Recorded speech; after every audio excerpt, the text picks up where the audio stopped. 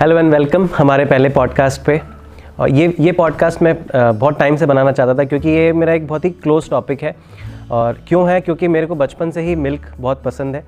और काफ़ी बच्चे ऐसे होते हैं जिनको बहुत फोर्सफुली दूध पिलाना पड़ता है बचपन से ही, वो लोग नाक बंद करके दूध पीते हैं। और काफ़ी बच्चे ऐसे होते हैं जिनको दूध पीना बहुत पसंद होता है। मैं शायद सेकंड पार्ट में आता हूँ और इसी वजह से ये टॉपिक मेरे को लेना था और इसकी जानकारी लेनी थी, क्योंकि सोशल मीडिया पे बहुत सारे टॉपिक्स फ्लोट होते हैं कि दूध नहीं पीना चाहिए, वेगन कन्वर्ट हो जाना चाहिए, और ज़्यादा दूध पीने से बोन्स ब्रिटल हो जाती हैं, और काफ़ी सारी मिस इन्फॉर्मेशन फ्लोट होती है सोशल मीडिया पे और उसकी वजह से हम कंफ्यूज हो जाते हैं। तो इसके लिए मैं थोड़ा रिसर्च कर रहा था और मेरी रिसर्च में मेरे को कांटेक्ट मिला मिस्टर गौरव जैन का, जो एक गौशाला रन करते हैं out of his love and passion. ऐसा नहीं है कि वो शुरू से बचपन से ही उनको गौ माता से ऐसा लगाव है, बट ओवर द टाइम उनको हुआ और मैंने उनको कांटेक्ट किया। उन्होंने मेरे को अपने गौशाला का टूर कराया, सारा प्रोसीजर बताया और बताया कि अगर हमें अच्छा दूध पीना है जो हमारे बॉडी को नुकसान ना करे, तो उसके लिए हमारे को क्या एक्सपेंसेस आ सकते हैं या फिर हम उसको कैसे टेक केयर कर सकते हैं। तो ये सारी बातें जानने के लिए हमने ये पॉडकास्ट बनाया है। और आपके कुछ काफ़ी सारे जो नॉर्मल क्वेश्चंस जो कन्फ्यूजन क्रिएट करते हैं, वो सारे क्वेश्चंस भी हमने इस पॉडकास्ट में रखे हैं। और मैं चाहूँगा कि आप ये पूरा पॉडकास्ट सुने और आपको ज़रूर इंटरेस्ट आएगा। और इसी के लिए मैं वेलकम करता हूँ मिस्टर गौरव जैन।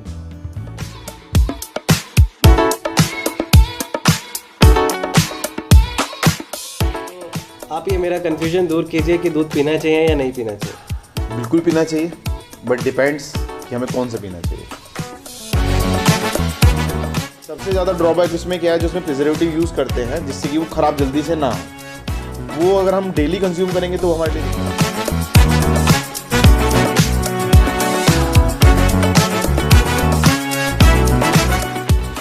तो आपको यही नहीं पता इसके साथ हमें नमक लेना है नहीं लेना है। नमक आता है कि बेसिकली विरुद्ध आहार के साथ नहीं लेना है, जैसे।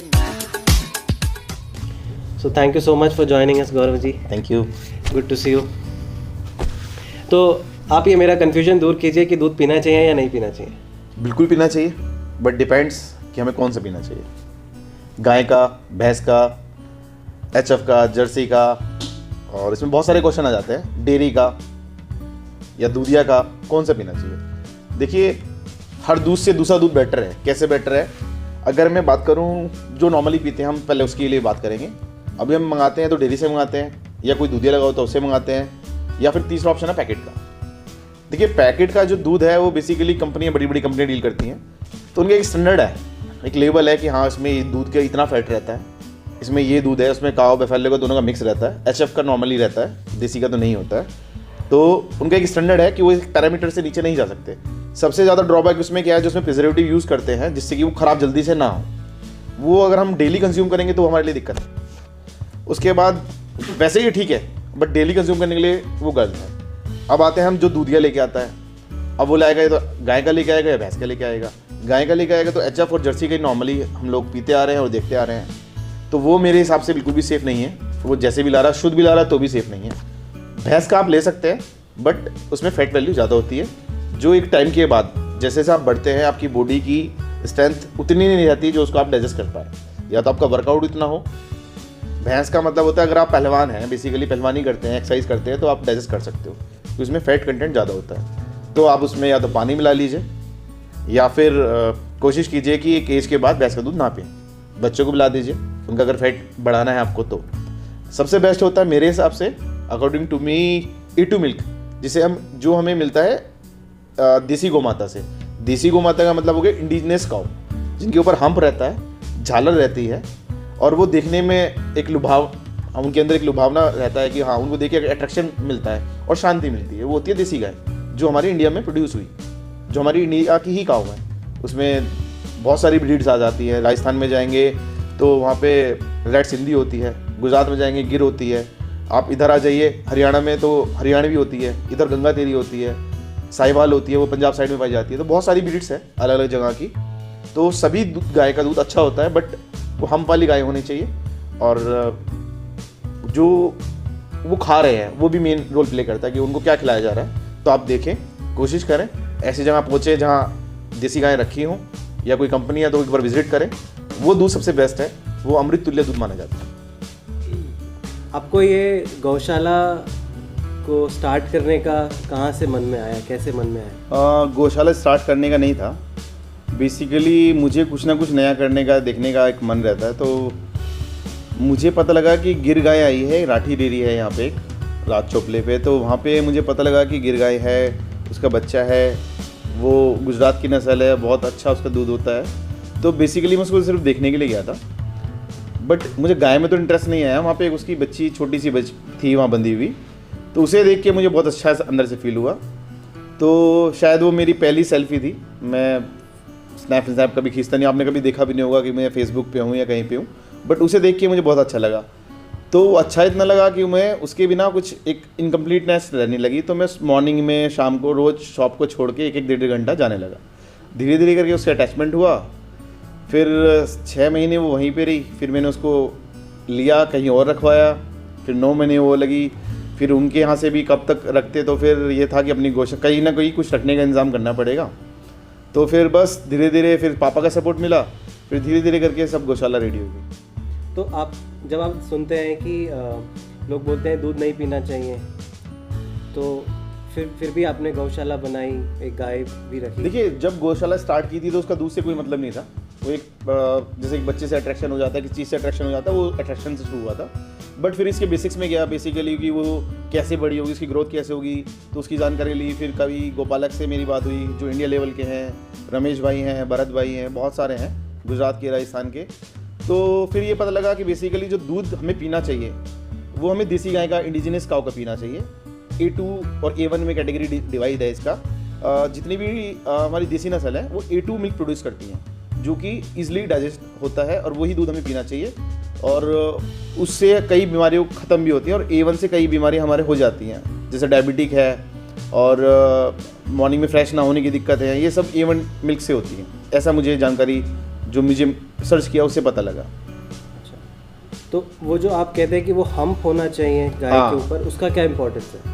सारा इंपॉर्टेंस उसका है। आप ये देखिए कि जो इंडिजिनस काऊ है, मतलब देसी नस्ल, बेसिकली इन पे सब पे हम्प होना चाहिए। इंडिजिनस काऊ है, हमको ऐसा बताते हैं कि ये इसमें सूर्य केतु नाड़ी होती है, जो सूरज से किरणें लेके ग्रहण करती है, और वो उसकी पावर, सूर्य की पावर, और उसके अंदर बॉडी में जो सब सिस्टम होता है, उससे हमें जो मिल्क मिलता है वो हेल्दी मिल्क माना जाता है। बेसिकली ये है। और आप देखिए देसी गौ माता में और एक HF गाय में अट्रैक्शन देखिए, आप खुद से देखिए, आपको अट्रैक्शन से पता लग जाएगा। और देसी गाय माता के गोबर में स्मेल नहीं होती है। जो HF होंगी या जर्सी होंगी, उनमें स्मेल भी होगी, देखने में अट्रैक्शन भी नहीं होगा, उसका अपने बच्चों के प्रति लगाव भी नहीं होता है। तो इंडिजिनस काऊ हर तरह से हमारी इंडिया के हिसाब से ही बनी गई है। और जितने भी हमारे कृष्ण जी भगवान हुए या कुछ भी हुए या राम जी हुए, वो आप कभी भी देखेंगे उनके साथ गौमाता हमेशा जुड़ी रही हैं। और किसी भी फोटो में देखेंगे उसमें एक हम्प है ही, वो पुराने टाइम से ही है। वो जो इंडिया की काऊ है उसमें ही होता है बेसिकली। तो जो हमें पैकेट का मिल्क आता है, ये पेस्चराइज मिल्क आता है, स्किम मिल्क आता है, और अलग अलग तरीके के डेयरी मिल्क आता है, टोन्ड मिल्क आता है, हाँ हाँ, टोन्ड मिल्क आता है, तो इनमें क्या डिफरेंस है, और ये कितने हद तक ये ठीक है लेना इनको? देखिए, सभी दूध अपने अपने स्तर पर है। अब आपको कहीं आप रह रहे हैं, आपको दूध नहीं मिल पा रहा है, किसी ग्वाले, मतलब कोई आपको घर पे ला के दे रहा है, सेफ है, अगर वो सही है तो वो ठीक है। अगर वो नहीं मिल पा रहा है तो फिर पैकेट का दूध ठीक है। बट पैकेट का दूध की शेल्फ लाइफ बढ़ाने के लिए उसमें प्रिजर्वेटिव यूज़ किए जाते हैं। अगर हम उसे लॉन्ग टाइम पे लेंगे तो वो हमें कहीं ना कहीं प्रॉब्लम करेगा ही करेगा। तो कोशिश कीजिए, जहाँ से आप दूध ले रहे हैं, कोई भी आइटम ले रहे हैं, कोशिश कीजिए वहाँ जाके देखिए कि वो दूध बेसिकली प्रोड्यूस कैसे हो रहा है। इंजेक्शन से भी जब दूध, किसी का बच्चा मर जाता है, वो दूध नहीं देते हैं, तो उसको इंजेक्शन लगाया जाता है, जिससे कि वो पवास पे आ जाती है और वो दूध देने लगती है। तो वो वही इंजेक्शन है जो डिलीवरी के टाइम पे लेडीज़ को दिया जाता है, तो वो बहुत हार्मफुल है। तो दूध एक ऐसी नीड है जो घर में, हर छोटे से छोटे घर में, बड़े घर में लगती है, बट हम उसकी महत्ता को नहीं मानते हैं। हम कहाँ से जो भी दूध मिला, सस्ता मिला, वो ले लेते हैं। क्योंकि जो अच्छा दूध है, A2 मिल्क जिसकी मैं बात करता हूँ, वो गाँव में भी 80 रुपीज़ से शुरू होता है। और आप गाज़ियाबाद जाएंगे, हेता डेयरी पे जाएंगे, 160, 180, आप उससे आगे गुड़गांव जाएंगे तो 250 पर केजी तक मिलता है। तो दूध हमें 1 गिलास एटलीस्ट पीना चाहिए, तो उसके लिए हमें अच्छे दूध की कोशिश करनी चाहिए, ऐसा मेरा मानना है। कुछ स्टडीज़ ये भी कहती हैं कि गाय का दूध इंसान के लिए नहीं है, ये सिर्फ गाय के बछड़े के लिए ही है। नहीं, मेरा ऐसा मानना नहीं है, क्योंकि प्रकृति ने जो भी चीज़ बनाई है वो सब सोच समझ के बनाई है। जो गाय के अंदर दूध होता है उसकी क्वांटिटी इतनी होती है कि वो गाय का बच्चा पी ही नहीं सकता। एक बच्चा जो होता है उसको उसकी वेट का 10% हम दूध दे सकते हैं। जैसे कि मान लीजिए 15 किलो का बच्चा है हुआ तो वो 1.5 किलो ही दूध पिएगा, फिर वो 30 किलो होगा तो 3 किलो पिएगा, वो 1.5 किलो सुबह पिएगा, 1.5 किलो शाम को, बाकी दूध कहाँ जाएगा। तो वो दूध बेसिकली बना ही ह्यूमन के लिए है, जब भी उसे गोमाता बोलते हैं कि वो अपने बच्चे का भी पेट पालती है और हमारे भी पालती है, ऐसा मेरा मानना है। और ऐसा भी बोलते हैं कि अगर हम गाय का दूध उनके स्तनों में छोड़ देंगे तो उसको ट्यूमर भी हो सकता है। वो बिल्कुल ठीक है, बेसिकली उसको थनैला रोग बोलते हैं। अगर उसके थनों में दूध रह जाता है तो वो ट्यूमर का रूप भी ले लेता है, थनैला रोग बोलते हैं उसको, वो हो जाता है। तो इसलिए बिल्कुल एक ड्रॉप भी उसमें रहनी नहीं चाहिए, उसके बाद उसे गर्म पानी से धोना भी चाहिए। तो आपको ये सारा प्रोसीजर समझने में और ये पूरा सेटअप करने में कितना टाइम लगा, गौशाला का पूरा सेटअप करने में? अराउंड अभी 2.5 साल के करीब हो गया है। 70% तो मैंने यूट्यूब से लोगों को देखा, फिर अनुभव से भी, जो चीज़ अनुभव से आ जाती है वो यूट्यूब से नहीं आती है, तो प्रैक्टिकल भी हुआ है, तो सब चीज़ हो जाती है। जब लगे रहते हैं किसी काम में तो सब कुछ हो जाती है। ओके, तो आपको वो करने में क्या चैलेंजेस आए? आपको गाय कैसे आप लेके आए? गाय आप सोचो कि पैसे से मिल सकती है तो वो पॉसिबल नहीं है। अगर पैसे से मिलती तो जितने भी सब लखपति है या कोई भी एक अच्छा जो गाड़ी मेंटेन कर सकता है वो गाय ला सकता है, बट किसी के पास गाय नहीं है। उसके लिए आपकी भावना और इच्छा शक्ति चाहिए। जब आप लगे रहेंगे तो मिलेगी। आप देसी गाय लेने जाएंगे, आपके पास 2 लाख है, 5 लाख है, आपको नहीं मिलेगी। आप मुझे दिलवा दीजिए, मैं ले देता हूँ, कहीं मिल ही नहीं सकती। आप उसके लिए कितना डेडिकेट है, जब आपके पास पैसा होगा, आपकी सोच होगी गाय को देखने की, आपकी जो तरीका है वो उस लेवल का होगा कि इसके फीचर्स क्या होने चाहिए, जब भी एक आप देसी अच्छी गौ माता ला सकते हो, नहीं तो नहीं मिलेगी आपको। तो आपको क्या लगता है कि अगर हम क्योंकि हमें अर्बन सिटी में रहते हैं, तो हमें पैकेट का दूध मिलता है या फिर हमें पता ही नहीं कि वो दूध कहाँ से आ रहा है, तो क्या आपको लगता है कि हम 4 से 5 परिवार मिलके एक गाय अडॉप्ट कर सकते हैं और हर वीकेंड पे कोई ना कोई एक जाके उसके साथ टाइम स्पेंड करे, या हम हर देखिए गाय को 24 घंटे के लिए आदमी चाहिए होता है। खाली आप टाइम स्पेंड करेंगे उससे मतलब नहीं है, वो आपके शांति के लिए, आपके मानसिक तनाव को दूर कर सकती है। आपने देखा होगा कि अमेरिका में इस बात के लिए 2 घंटे के 26,000 रुपये लिए जाते हैं। तो 5 परिवार मिलके उसका कॉस्टिंग कम हो जाएगा। जो आप गोपालक रखेंगे वो 24 घंटे का होना चाहिए, क्योंकि उनका नियार करना पड़ता है 2 टाइम दूध निकालना पड़ता है, उनकी मसाज करनी होती है। विंटर में तो उनका नहलाने का नहीं होता, नहीं तो हर दूसरे दिन उनको नहलाना भी पड़ता है, और उनका ध्यान रखना पड़ता है कि क्या उनके बोल तो सकती नहीं है, उनके हाव भाव को देख के कि उनको कुछ दिक्कत है तो उनके बॉडी स्ट्रक्चर को देख के आपको पता लगना चाहिए। तो वो वहाँ के लिए 24 घंटे के लिए एक आदमी होना चाहिए। तो आप 4-5 परिवार मिलकर कर सकते हैं। इनके अंदर इमोशंस भी काफ़ी हाई होते हैं कि ये लोग सेंस कर लेते हैं कि अगर घर में कुछ हो गया है तो ये भी खाना बंद कर देते हैं या चारा खाना बंद कर देते हैं। हाँ, कुछ हद तक मैं ये बात मान सकता हूँ, बट देखिए इनको सिर्फ 2 टाइम खाना मिलता है। हम लोग तो कभी भी कुछ भी मिल जाता है खाते रहते हैं। ये नॉर्मली जो ऑल ओवर इंडिया एक सिस्टम है, मॉर्निंग में 4 से 5 बजे के बीच में और नून में 3 से 4 बजे के बीच में इन्हें 2 बार ही खाना मिलता है। तो इनको सर्वाइव करने के लिए खाना तो देखिए चाहिए होता है। बट हाँ, एक मैंने अपने पापा से एक स्टोरी सुनी थी कि हमारी बुआ थी, एक बिजार आता था गली में, तो उसको पानी देती थी रोज़। बट जब बुआ की शादी हो गई, अगले दिन वो दोबारा बिजार आया, हमारे चाचा ने, हमारे पापा ने, सबने पानी रखा, उसने पानी नहीं पिया। तो ये सेंसिस तो है उनमें कि हाँ, कि वो उनके हाथ से ही पानी पीना चाहता था, उसके बाद वो पानी पीने नहीं आया, फिर उसको आने भी बंद हो गया। तो सेंसिस तो है। उनका कुछ और भी होता है कि उनको म्यूज़िक पसंद होता है, उनको अच्छा म्यूज़िक, जैसे बेसिकली कि इंडिजिनस का होगा ना, वो हम जैसी ही होती है। जैसे हमें म्यूज़िक अच्छा लगता है, ख़राब म्यूज़िक ख़राब लगता है। अब उनको मतलब कोई एकदम चुकाने वाले म्यूज़िक आए तो डर जाती हैं। अच्छा म्यूज़िक फ्लूट चलते रहता है तो आराम शांति से बैठी रहती हैं। तो वो भी हम जैसी आप जैसी हैं। हाँ, वो ऐसा मैंने महसूस किया है कि अगर हम परेशानी में हैं तो एक तो देखिए हम वहाँ पे जाते हैं तो हमें खुद से थोड़ी देर बाद शांति होने लगती है, हम न्यूट्रल होना शुरू कर देते हैं। क्योंकि उसे काउ गेजिंग बोलते हैं बेसिकली अमेरिका में, कि आप गाय के पास जाते हैं, आप उसके पास रहते हैं, तो आपका जो स्ट्रेस आजकल चल रहा है सबकी लाइफ में, मेंटल स्ट्रेस बहुत ज़्यादा चल रहा है, तो उसको रिलैक्स तो वो कर ही देती है। मतलब आप खुद से रिलैक्स हो जाते हो। और ओरा ऐसा बोलते हैं कि जो ह्यूमन का ओरा होता है उसका 10 टाइम्स उनमें ओरा होता है, और वो ऑक्सीजन लेती हैं और ऑक्सीजन छोड़ती हैं। ऐसा ही एक पूरे दुनिया में एक जीव जाना जाता है, जो मुझे पता लगा।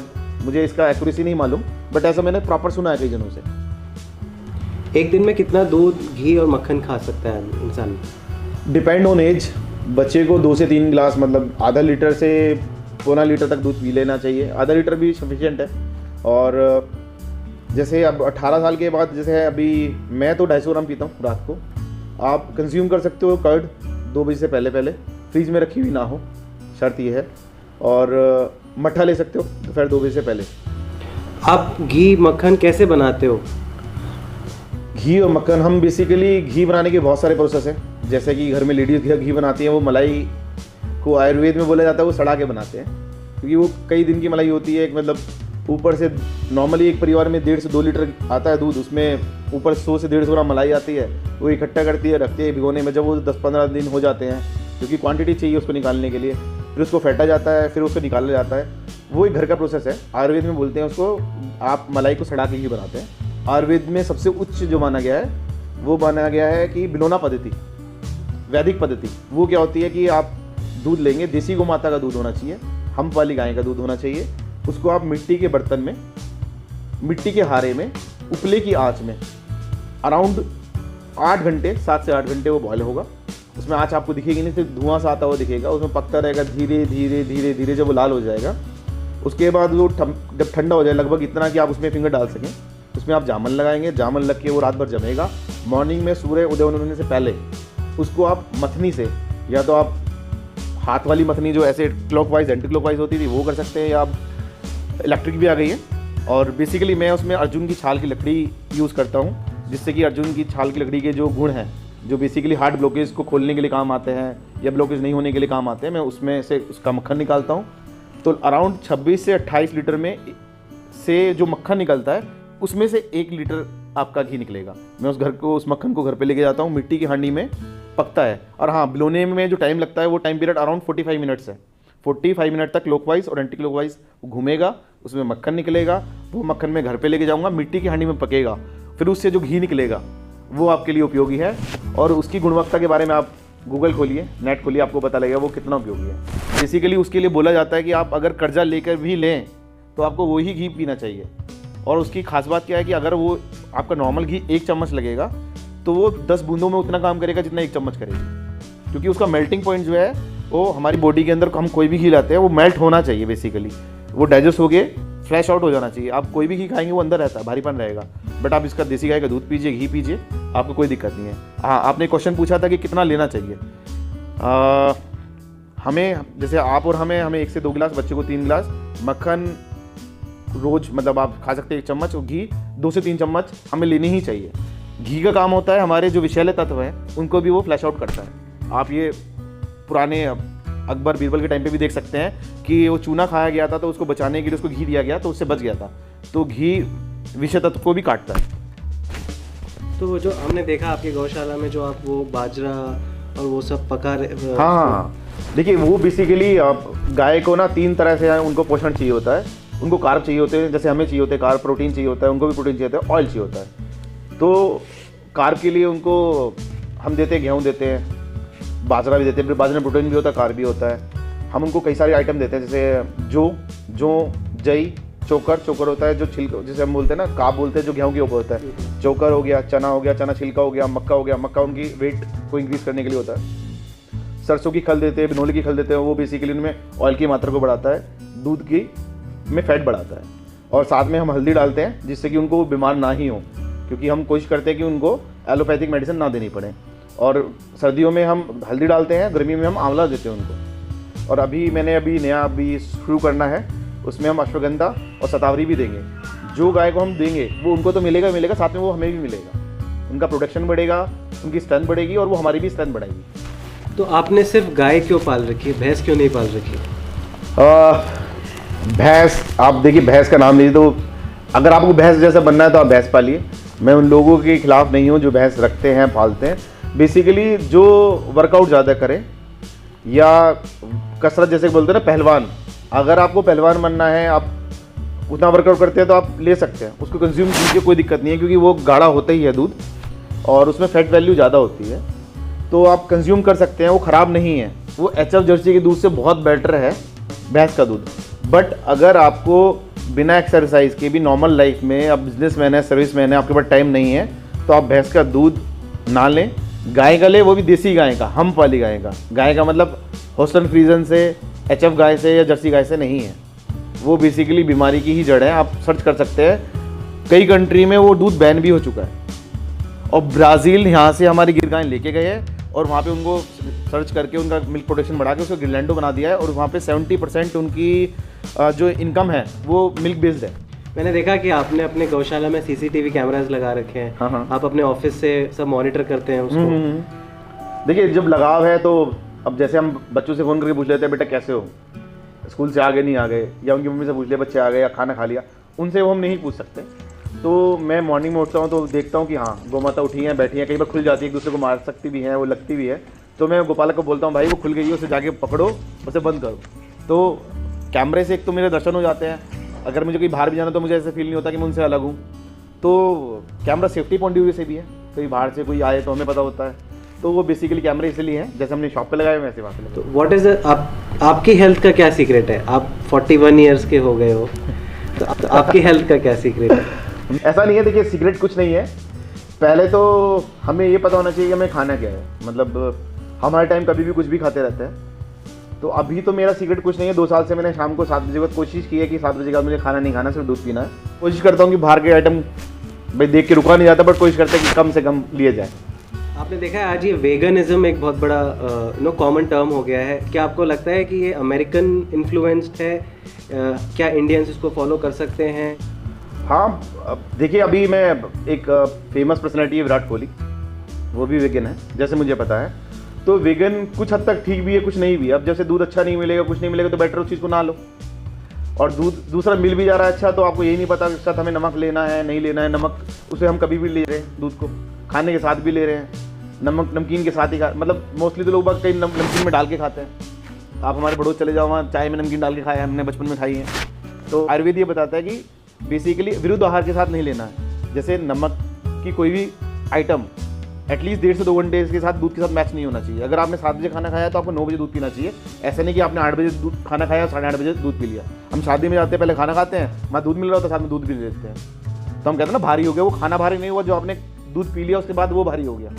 जो आप बोलते हैं ना आपके स्किन में रेसेस हो गई, ये स्किन की बड़ी डिजीज़ पैदा करता है। बेसिकली दूध जो है ना वो इसके अंदर बैक्टीरिया रहते हैं, सूक्ष्म बैक्टीरिया रहते हैं। तो इसको हमने निकलने के आधा 1 घंटे के अंदर बॉइल्ड भी हो जाना चाहिए, फ्रीज हो जाना चाहिए, जिससे कि वो मल्टीप्लिकेशन ना हो। तो आपने देखा है इतनी न्यूज़ फ्लोट होती है कि काउ लिंचिंग के बारे में, कि स्लॉटर कर दी जाती हैं काउस। तो जब कोई मॉब उन लोगों को मार देता है जो कोई लेके जा रहा है, तो ये ऑफ कोर्स ये पहले भी होता था, लेकिन शायद ये रिपोर्ट अभी ज़्यादा हो रहा है। तो आपको क्या लगता है कि ये ठीक है या क्या है? मतलब देखिए हम तो जैन है, हमारे हिसाब से बिल्कुल ही गलत है।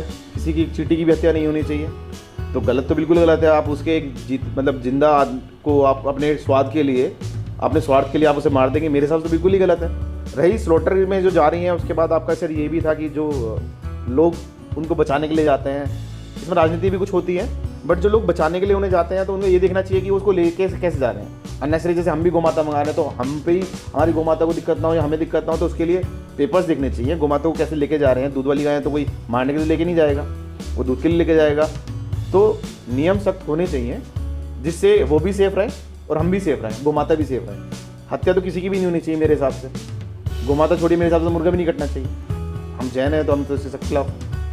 तो आपने जैसे बताया कि आप कैसे आइडेंटिफाई कर सकते हैं कि जैसे कोई अगर गाय को स्लॉटर करने के लिए लेके जा रहे हैं तो वो भर के लेके जाएगा। हाँ, वो भर के ले जाएगा। एक उसमें जहाँ 2 या 3 गोमाता आनी चाहिए, वहाँ पे 20-30 भरी रहती है, एक के ऊपर एक डाल देते हैं। दैट्स मीन वो स्लॉटर के लिए जा रही है। और जो अच्छी गाय होगी वो सिंपली, क्योंकि जो लेके जा रहा है उसको उससे दूध भी लेना है, उसकी सेवा भी करनी है, तो उसके नीचे घास मिट्टी रखी होगी या पूले रहते हैं, एक वो रखे रहते हैं जिससे गाय को चोट ना लगे, वो आराम से लेके जाते हैं। तो आप जज कर सकते हो।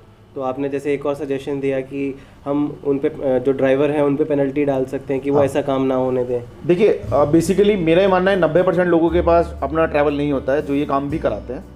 तो जब भी ऐसी कोई घटना हो तो जिसकी वो गाड़ी है हमें उसे सीज कर देना चाहिए कि आप गलत काम के लिए अपनी गाड़ी क्यों दी। जितना हकदार वो मर्डर करने वाला है जो उसे स्लॉटर हाउस में ले जा रहा है, उतना हकदार आप भी हैं, अपनी गाड़ी दी।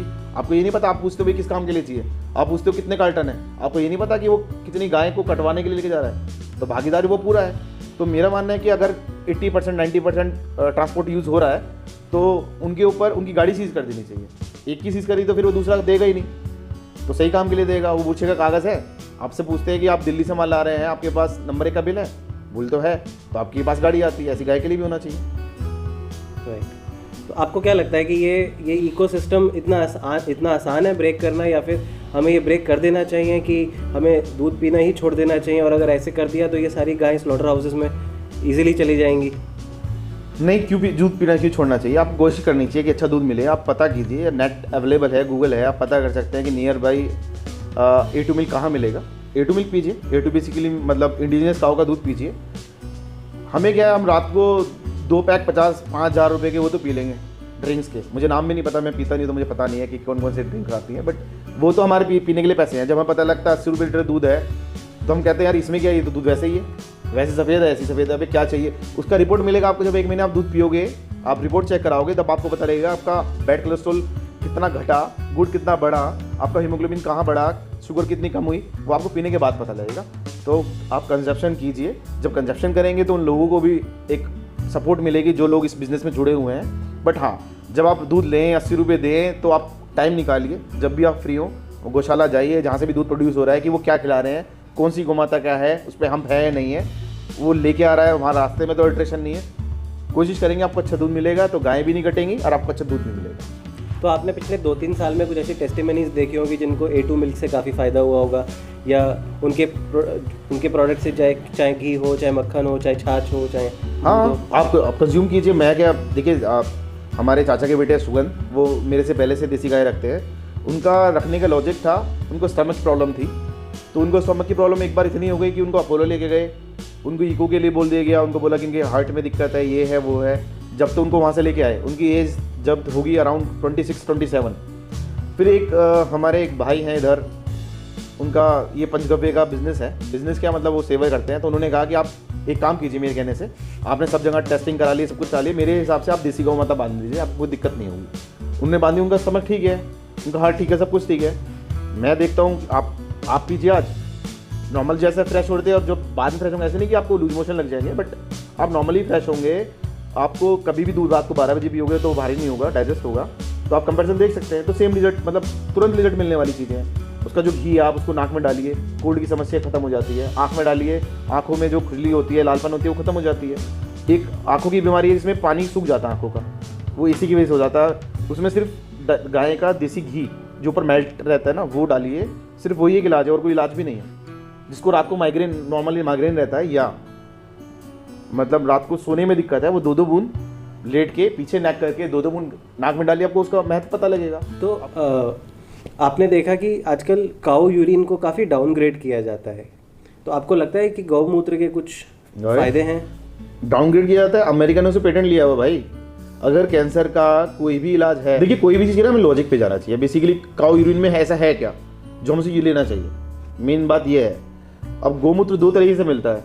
एक तो आप एक ऐसी बच्चिया का गोमूत्र ले सकते हैं जो प्रेग्नेंट ना हो, टाइम पे ना हो, तो उसका आप गोमूत्र ले सकते हैं। दूध पीना उसने छोड़ दिया हो, दूध पीने से लेके और जब तक वो आगे बड़ी नहीं होती है, जब तक आप गोमूत्र ले सकते हैं डायरेक्ट मॉर्निंग में आधा गिलास। उससे होगा क्या, गोमूत्र सबसे पहले काम क्या करती है, वो आपकी बॉडी को डिटॉक्स करती है। जितना भी आपके बॉडी के अंदर विषैले तत्व है उसको खत्म कर देती है। उसके लिए आप एक एग्जाम्पल लीजिए कि आप 2 गिलास लीजिए, उसमें कांच के गिलास लीजिए, उसमें पानी डालिए, दोनों में इक्वल। उसमें बीटाडीन आता है, गार्गल आपने नाम सुना होगा, तो उसमें वो डालिए 2-2 ढक्कन। उसके बाद उसमें 1 ढक्कन गोमूत्र अर्क, बेसिकली अर्क होता है जो गोमूत्र की भाप होती है वाष्पित होके, उसका हम अर्क बोलते हैं, उसको डाल दीजिए। आप उसे चम्मच से घुमाएंगे तो वो जो कलर चेंज हुआ था बीटाडीन का, वो एकदम सिमिलर हो जाएगा। ऐसे वो हमें डिटॉक्स करता है, पहला काम। उसके बाद जितने भी पोषक तत्व धरती में पाए जाते हैं, चाहे वो पोटेशियम है, फास्फोरस है, मैग्नीशियम है, वो सभी गोमूत्र में भी पाए जाते हैं। इसीलिए गोमूत्र से ही खेती की जा सकती है, ऑर्गेनिक लॉजिक है। अमेरिका ने पेटेंट क्यों लिया हुआ है, कुछ लॉजिक है इसलिए लिया हुआ है। जितने भी आयुर्वेद के इलाज हैं, कैंसर के इलाज हैं, वो बिना गोमूत्र के संभव नहीं है।